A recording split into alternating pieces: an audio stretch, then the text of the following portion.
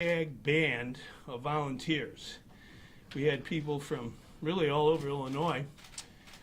I think it was about 13 or 14,000 people circulated petitions to put issues on the ballot.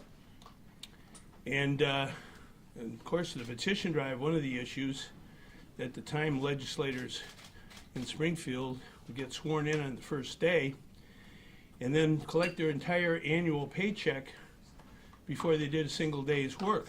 They would get a whole year's pay. And the voters of Illinois didn't like that and signed our petition. And I think the legislators got the message along the way and decided to end that practice, century-old practice. But it showed me the power of petition and the power of volunteers, citizens, banding together for causes they believe in. And I was sitting in the gallery of the House of Representatives in the summer of 1976, and I guess one of the legislators introduced me to the members of the House, and they stood up and booed for 3 minutes. I had a standing bovation, led by, at that time, the man in the chair, speaker, was Mike Madigan. So I wanted to hand that out today because some of the things we worked on all those many years ago are still needing to be done today. Illinois does not have a conflict of interest law for legislators who vote on bills. We still have double dipping galore and a lot of other practices that are just plain wrong. And along the way, I was elected governor in 2010. I swore the oath of office before that because of the scandal of Rod Blagojevich and before him, George Ryan. And I think that underlines that our state needs to really focus on cleaning political corruption up once and for all. And the only way to really do that is to have, on a regular basis, a reform commission, which I appointed the first day I was governor, full day, and to come up with reforms that are necessary to protect the taxpayers and the voters of Illinois from corruption. When I was governor, I had to deal with a lot of bills, one of which dealt with utility rates, and I vetoed a bill that ComEd had passed through the House and Senate. They didn't like that. It was called the Formula Rate Bill, but I thought it was the wrong way to go for consumers and for the public of Illinois. The company overrode that veto. They have had formula rates for the last 10 years, but we found out a couple years ago, that ComEd was engaged by their own admission in bribery of legislators. And they admitted that and they paid a government fine, but the consumers of Illinois have not been made whole because of this wrongdoing. And I think that needs to be straightened out. So the reason I wanted to come together today is in this very room. We started 40 years ago, in 1982, the Citizen Utility Board, Illinois' largest consumer group. And at the time, again, I guess we were dismissed as, I know by ComEd we were dismissed as dreamers. This would never pass, I was told. It'll be killed in Springfield. But we put it on the ballot here in Chicago and all across Illinois in various municipalities. It passed in 1982 and then in 83. And it's now the law of Illinois. We overrode ComEd. And we did what the people wanted, not what the insiders wanted. And I think, again, in this room, I started with the petition drive for ethics and with the Citizen Utility Board and many other petition drives and campaigns. And I think it's important for anybody who aspires to run for office that they understand that the source of power in our state, our democracy, are everyday people who understand firsthand that the taxpayers, the voters, the consumers, the workers of Illinois, the veterans of our state, they have to have somebody in high office who fights for them. And I think what I learned along the way is if you don't stand up for these kinds of ideals, then too often the wrong side wins. And that's why I believe so much in petition and referendum.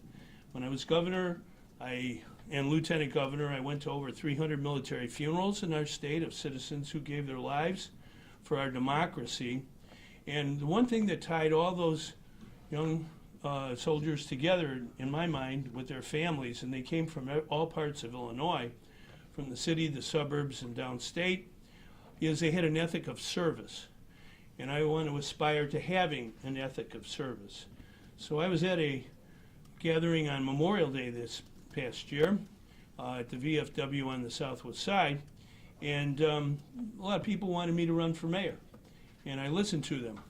And I said, well, I'm going to spend the summer into the fall talking to people all across our city. I was born in Chicago, in South Shore, and I've lived on the west side of Chicago for the last 39 years. I've had one house that I've owned my whole life, and that's there. And I went all over our city, every side of our city. And I know there are some aspirants for mayor who think I'm too old, but I don't think my ideas are old. I think my ideas are what the people want. They want somebody to stand up for property taxpayers, somebody who'll stand up for consumer protection against big utilities that are gouging people with unfair rates and prices. They want somebody who's going to understand that we need jobs, good jobs you can support a family on. When I was governor, we started put Illinois to work during the worst of the Great Recession. We put thousands of people to work here in this city and all across our state.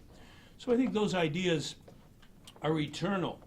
And one other idea is we, the people, need to have the chance not just to vote for candidates, but to vote for issues. And the only way you can do that is you need to petition them onto the ballot. It's called initiative and referendum.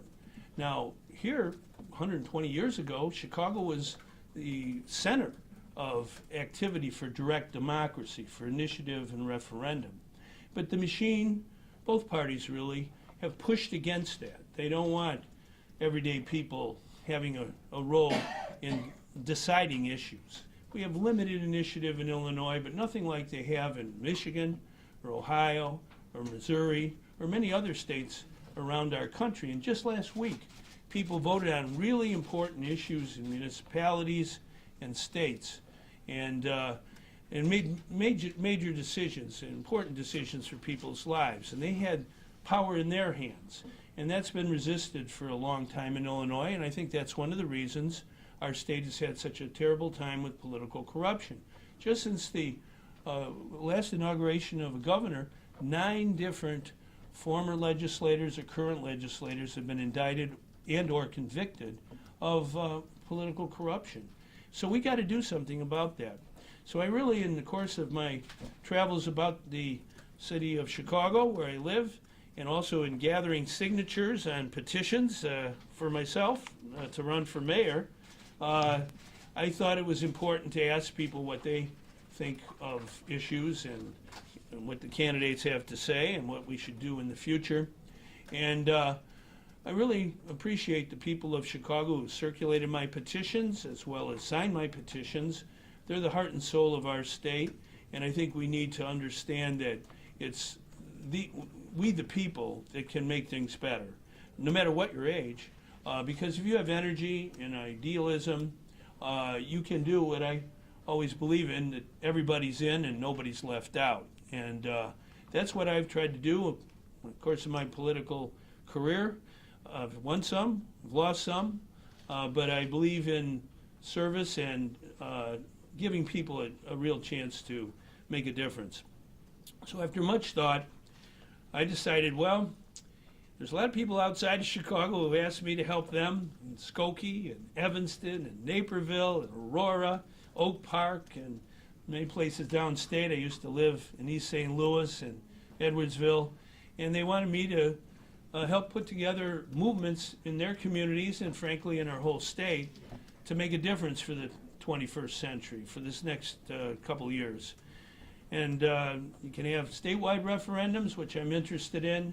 You can have city referendums, which I'm definitely interested in, but I'm also understanding that you can't organize those kind of causes if you're also running for a public office. So after much thought, I decided not to run for mayor of Chicago. I want to thank the people who came forward and encouraged me to run. But I'm going to spend the next year and more putting issues on the city ballot of Chicago. Very disappointed that the city has not voted on important issues that have been petitioned for. There's only one referendum on the February 28th ballot that really matters, I think. It's an advisory referendum to tell the city not to give a franchise agreement again to ComEd until ComEd gives real refunds to the consumers who were cheated by their wrongdoing. I'm going to work on that. I'm going to work on property tax relief. I think it's very important that people in our city, in our county, and in our state get long overdue property tax relief. When I worked for city government, I started a taxpayer advocate office. I think it was abolished by the last couple mayors. I think we need to reinstitute that office by referendum that is binding. I'm going to be working on that very shortly. Within, as we know, we're getting our property tax bills in the mail in a couple weeks or so. But for those who have looked online and taken a look at their Chicago and Cook County property tax bill, we got to do something. And too many of the incumbents have not done anything about real property tax relief and reform. So a petition for a binding referendum on taxpayer advocate in the city of Chicago on the ballot at the next election, I think is long overdue. And we've got to get 53,467 signatures to put it on the ballot. And I think my opportunity to serve comes best at starting that and conducting that petition drive and working with people in other communities in Illinois on their petition drives and referendums, and also trying to get on the ballot for the next presidential election a real ethics initiative in Illinois. That's what we started back in this room when I was just getting going. This was our original petition for the Political Honesty Initiative that got 635,158 signatures. And it still needs to be enacted by those in Springfield to pay attention to the taxpayers. We're tired of the corruption tax. And one of the reasons I became governor was because of wrongdoing by my predecessor and frankly his predecessor. So I want to organize early to bed, early to rise, work like hell, and organize. So I'm going to plan to do that in the coming year and getting signatures, recruiting people to pass petitions, sign petitions, and bottom line is we're going to make the will of people the law of the land. Glad to answer any questions. Do you anticipate endorsing someone in this race? I'm going to really, I've talked to all the candidates about the issues I just talked about, and I like all of them. Including Mayor Lightfoot. Oh, yeah. And I like all of them. I see my way of operating in life is I try to see the good in everybody. And I do see good in all the candidates who aspire to be mayor of Chicago, where I was born and where I live. And I think it's important to hear what the candidates have to say in a real campaign. I think it's important at this stage of our city's history that we have a robust battle of ideas in the mayoral campaign.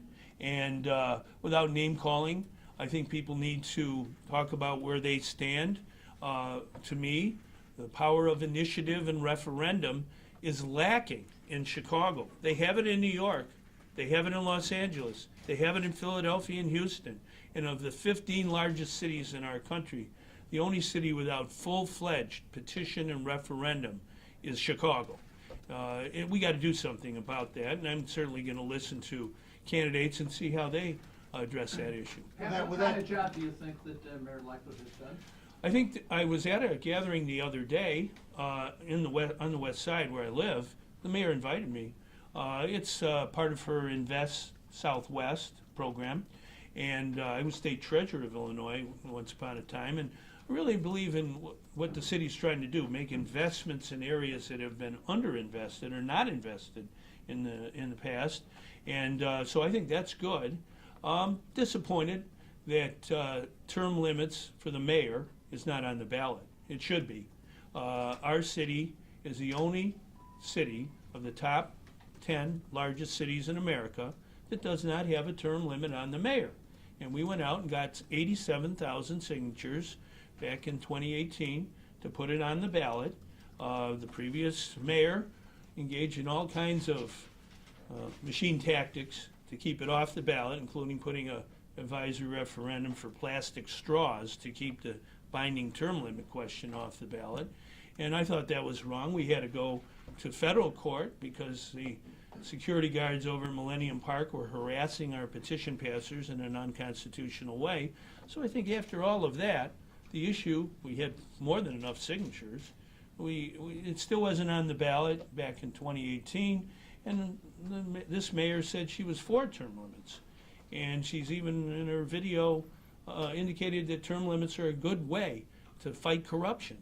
But no delivery. And that's a disappointment, and I think that should be an issue in this campaign. So overall, I think the candidates will be able to speak about each other and their opponents, and I think that's healthy. But I'm going to speak out about the issues I believe in, and one of them is getting ComEd to pay a true refund back to their customers who they cheated by their wrongdoing. And a bill that I vetoed, and powers that be, the company and the legislators overrode that veto, which has caused great harm to consumers in Illinois for the last 10 years. Pat, what has been proven through your efforts on your ethics ordinance and term limits is that at the state and the local levels, the people who are elected can keep ballot measures off. And what is going to change in your efforts now that will stop that from continuing to happen? Because where are you going to get a vote that allows those votes? Yeah, it is disturbing that cynical insiders try to concoct ways to keep things off the ballot that people have petitioned for. And we've seen that. I've outlined a few of them. I think we're going to be able, with our petition drive for Taxpayer Advocate, and especially now with the property tax bills arriving, we're going to get 3 property tax bills in Chicago and Cook County in the next 7 months. We're going to get one on December 1st, on February 1st, and then July 1st of next year. Now, I think people understand that when the insiders, who are very happy to raise their own pay, the incumbents are very quick to raise their pay, but at the same time, don't let taxpayers have an opportunity to vote on issues that count, especially reforming the property tax system and protecting consumers.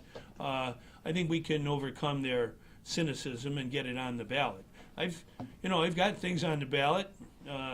We had a great deal of cooperation when we did Cub 40 years ago. I was going to say, Yeah, it's been a long time. when I think back at it, it's 40 years old. I hope I'm around 40 years from now. I know my kids' college education will be paid for by then because they have to live to 102 to do that.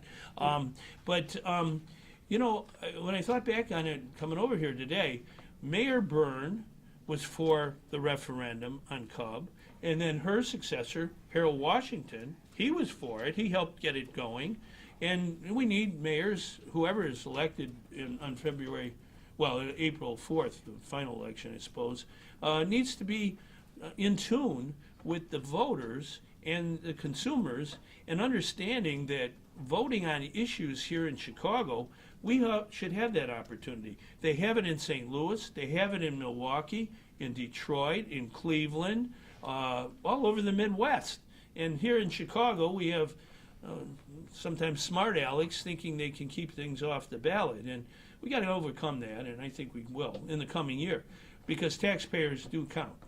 Pat, can you tell us, how much was your heart really in making this run? There's someone might say, did he really want this? Well, I always like passing petitions, and so my heart was definitely in that. And I was gratified that people signing the petition for me and for our volunteers were very enthusiastic. They remembered me thankfully, and they encourage me. So I think anytime you're out there in the neighborhoods, it's healthy. And I think all candidates should pass their own petition and learn firsthand where people come from and what they feel. But as I did this, and especially the last week or two, I realized that, there's only one person right now that can make initiative happen in Chicago and Illinois, who has maybe the experience to do it. And so I think that maybe is my calling. And I think if you go to, military funerals and you see their family members talking about their sons and daughters, about their service to democracy, they weren't political scientists, but they had this basic faith in government of the people. The men and women of Illinois who gave their lives to Afghanistan and Iraq. And I take that to heart. My heart is always ever at their service. And I think if you believe in democracy and you've seen firsthand where people have given their lives for democracy from our state, then we better renew our faith in democracy, in everyday people, that it isn't just the insiders who should call all the decisions, but rather the people should have a chance at the ballot box to make fundamental decisions. They just did in Michigan. They just did, that was on reproductive freedom. They just made a major decision in Oregon about gun safety. In Massachusetts, they raised more money from millionaires for education and for important things. Why can't we do that here in Chicago and elsewhere in Illinois? How many signatures did you get? Lots and lots. How many is lots and lots? I think we had pretty close to well over 12,500, which, by the way, is another thing. If you want to have democracy,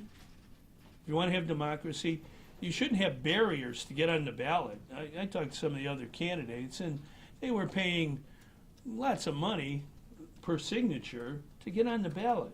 I don't think that's healthy.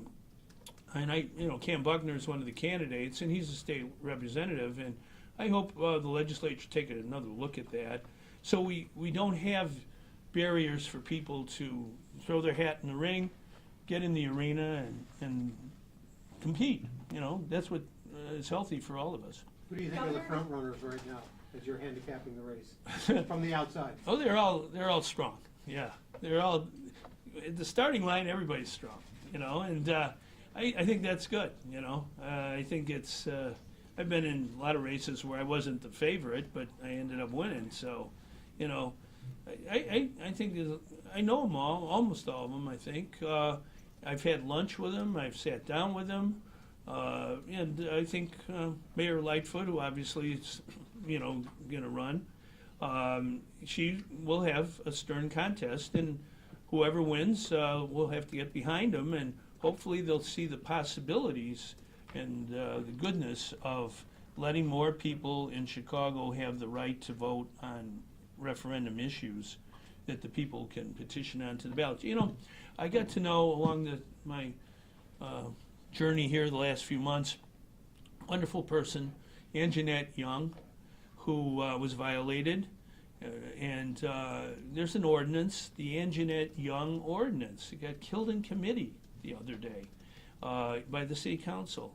And I told Anjanette, there was a young lady in Pittsburgh who saw what happened to Breonna Taylor in Louisville, and she was very upset about it and wanted to do something about it. And this young lady went out and got 60,000 signatures in Pittsburgh to put a reform of the no-knock ordinance of that city on the ballot for the people to vote on. And they did, and they improved it, and they reformed no-knock behavior. And to me, that's what's lacking in Chicago. Anjanette Young has an ordinance that will reform the whole procedure of no-knock invasions. And it's very important that that be passed. Now, the city council has had ample opportunity to do it and has failed to do it. So why can't that be put on the ballot by petition, just like in Pittsburgh? Are voters in Chicago not able to handle this issue, but they can in Milwaukee, I think it's important that we understand that voters in our city, wherever their walk of life, have good common sense, and they know how to reform things. They have ideals. They believe in democracy. And all these candidates run for mayor, I hope, get infused with that spirit. Governor, you must have some short list of candidates who are impressing you a little more. Could you throw out a few names? I will along the way, but not today. You know, today I think we got to celebrate everyday people who band together in causes, and referendum and petition are a very important part of that. So that's really what my focus is going to be tomorrow and every day beyond. I'm going to start a petition drive very shortly on Taxpayer Advocate here in Chicago. In some ways, it'll deal with what I just said about Anjanette Young's ordinance. It isn't called by the city council. They haven't voted on it, and they killed it in committee. And that happens down in Springfield a lot, too. I know firsthand. And so I'd like to see a taxpayer advocate who would have the power, he or she, to break the gridlock and demand roll call votes on things that people want. And we can do that under the Illinois Constitution. I did it in Oak Forest about 25 years ago. We put a referendum on the ballot in Oak Forest. It was binding to set up a taxpayer advocate that would be someone who could use a crowbar if necessary to clean up government and fight for property taxpayers and make sure that important issues are voted on. Are you going to start a petition? Just to be clear, the next move you're going to make is a petition drive related to Anjanette Young and no-knock policy? No. Well, you're going to work on a petition drive? No, the subject would be taxpayer advocate. Oh, okay. Yeah. The taxpayer advocate could help Anjanette Young and help the people just the other day that were, what was it called? Come Home Chicago, effort to try and get housing, more affordable housing for people. I'm on the board of Streetwise. It's been around now 30 years. And affordable housing, very, very important issue. And it deals with property tax reform and relief. What we need to get in Chicago and in Illinois is a power that voters can use at the municipal level or at the state level that can petition important subjects onto the ballot. That would be the Anjanette Young ordinance, for example, here in Chicago. That's just one example. I think if we had that power, we would be doing things just like they're doing all over the Midwest. Just the other day, they passed democracy dollars in Oakland, which was passed in Seattle a few years ago. It was campaign finance reform at the municipal level. And, we don't have that. We don't have the insiders shouldn't call all the decisions. It should be the people. Are you giving up on your effort to put a term limit question on the ballot? Are you starting a petition drive for that? What does that seem? Well, one thing at a time. I think we're going to start with taxpayer advocate, because I think when people get their property tax bill, they are sensitive to how do we change things. This is ridiculous. It has way too high property taxes, and that's true here in Chicago and Cook County. So, when you're organizing, you try and find the issues that really engage people. I think people also, related to taxpayer advocate, are not happy to see some big corporation like ComEd, the biggest utility in the Midwest, getting away with highway robbery. And what are our elected officials doing about it? We have something on the ballot dealing with that this election, I'm happy to say, and I want to salute Scott Wagasback, alderman, who worked with me to get that on the ballot. But this is what we used for term limits on the mayor.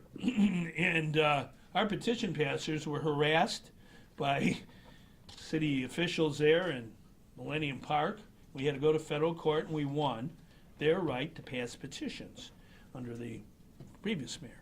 Now, I'm disappointed very much, and I've told her, very disappointed in Mayor Lightfoot not putting that on the ballot, because she said that she was for term limits on the mayor. And every other big city has it.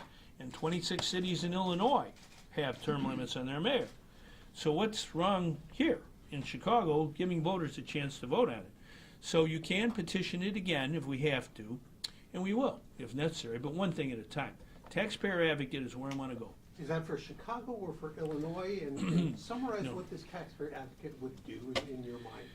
Yeah, I think the taxpayer, when I was in city government, we started the office to help property taxpayers get relief and reform. I also think we need to have a taxpayer advocate who advocates for reform in Illinois and in the state legislature. I think we need to have that same person stand up for consumers who are getting price gouged by utilities, by insurance companies, by big corporations. Essentially, a taxpayer advocate is an ombudsman. And I didn't know what that word meant. Paul Simon told me that it means the people's person in Sweden, Swedish. And so I think having a person like that in city government, New York already has it, by the way. They call it, I think, public advocate. It was set up about 25 years ago by referendum. And matter of fact, the current Attorney General in New York is the former public advocate. And the former mayor was a former public advocate. So you need somebody that can break the gridlock, fight for the ordinary, everyday person who oftentimes gets the runaround from big corporations and big government. And so you can do that under Illinois' Constitution, and we actually did it in Oak Forest. Obviously, Chicago's a lot bigger, but it starts with property tax reform. I don't know if I brought it. Yes, I did. Okay. I'm an author. I wrote this book a few years ago. It's called How to Appeal Your Property Taxes Without a Lawyer. And it's out of print, I'm sorry to say. But all 5,000 got sold once upon a time. I have not sold the movie rights, however. And so if Tom Hanks wants to tell people how to appeal their property taxes without a lawyer, I'm happy to let him go for it. But this issue is something that really does matter in every neighborhood of our city, whether it's west, where I live, or south, where I was born, or north, or any other part of Chicago. We've got to, straighten things out. And I think a taxpayer advocate campaign to put it on the ballot is something that will resound with public approval. You've spoken a little bit about Mayor Lightfoot. What can you say about the dynamic between the mayor and the city council? And is it good? Is it bad? I mean, he's trying to potentially block quorums at meetings. What's your read on that? I was the governor of Illinois for 6 years. We passed 6 budgets, by the way. But I was not Speaker of the House or President of the Senate. That was a different branch of government. And I think they would be very resentful if the governor said, well, by the way, I'm going to run the Senate here today. And I don't think it's healthy in Chicago to have essentially a 19th century system where the mayor appoints committee chairman and kind of decides many things that are proper purview of the city council, of the legislature. So I do think that needs to be changed. And I do think there needs to be a way to call bills or ordinances, even if the mayor doesn't like it. And right now, it's very difficult to do that. I went to the city council back, I guess in 2018 in the summertime, right before they were going to vote on plastic straws. And I said, the people are petitioning for this. They want this to be voted on. And you're engaging in practices to keep their voice from being heard. And so we gotta, not allow that to happen. And there are provisions in the Illinois Constitution, passed in 1970, that I have used, both locally and statewide, that you can change things. And we did. I got 2 constitutional amendments on the ballot, one in 1980 to reduce the size of the Illinois General Assembly. And then when I got elected, I guess wasn't elected yet, when I became governor, I was running for governor. In 2010, I said my first day, we need to have recall for the office of governor. In case, Ryan or Blagojevich or anybody else does wrong, and people need a way to go. And I got the recall amendment on the ballot. It wasn't easy going through the House and Senate, but we got it done on the ballot, and people voted 2-1 for it. And that's why I'm disappointed in Mayor Lightfoot. She said she was for term limits. She should have got it on the ballot and let the people vote. And so, you know, I think the way it's set up now, to answer your question, it's not healthy to have the mayor running the executive part of Chicago and the legislative. They should be separate. If the mayor doesn't change her mind about the things you talked about, such as term limits, Anjanette Young, is that a deal breaker for your endorsement? Well, everybody has opportunity to improve, and I'm trying to make my points now. There'll be a good, robust campaign, and there'll be candidates. We'll see what the other candidates have to say, and they can make issues to make a majority. And so I think it's healthy to have these issues put into the public debate. You know, for too long, initiative hasn't been talked about. Why in the world do we not have initiative in Chicago or Illinois? It turns out that a former mayor of Chicago, Edward Dunn, who at that time the term was only 2 years, he was elected in 1905, and he was a reform mayor. But he then ran later for governor of Illinois in 1912, and he was elected. And his platform in 1912 was initiative and referendum to let the voice of the people be heard. The people of Illinois had voted in 2 advisory referendums statewide for both local and statewide initiative. And Dunn was committed to that. A former mayor of Chicago, the only one, was elected governor. His portrait is down there in Springfield, a ways away from mine. And I told the mayor of Chicago right now, well, you're a mayor, I'm a former governor, can't we work together to get this done for our city? But not yet. It hasn't happened yet. So we got to straighten it out. We got to get the voice of the people be heard. And so Edward Dunn, 100 years later, we'll see what really should happen. Governor, you referred to the final election date in April. Is it your sense at this point that we're probably headed for a runoff in the election in February? Yeah, you know, I did a couple polls along the way here, and I don't think there's any question there'll be a good contest, and on April 4th, the people will make this final decision. You know, polls are one thing, campaigns are another, and I was around for 83 and 87. Those are real contests, to say the least.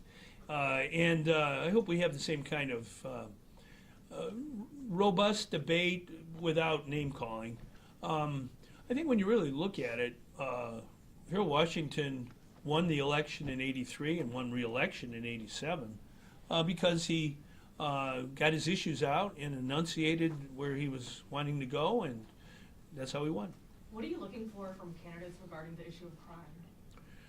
Well, I think we ought to take a look at what happened in Oregon just the other day. A gun safety initiative passed, pretty far-reaching. I think that would be helpful.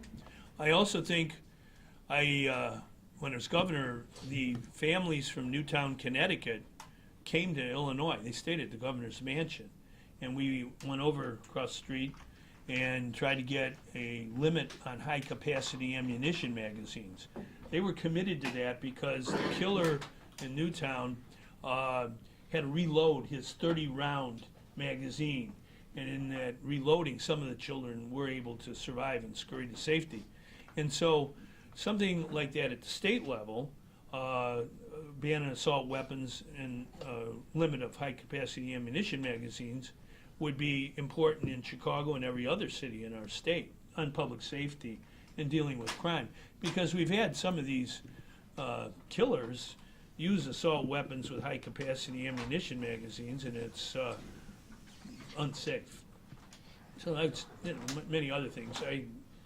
When I was governor, we made large investments in preventing violence, especially for young people. And Teen Reach and many other things are very good programs, and we need to enhance them. Okay, I appreciate everybody showing up and Thank you. in this spacious room, and see you next time. Okay? Excellent, thank you. Thank you.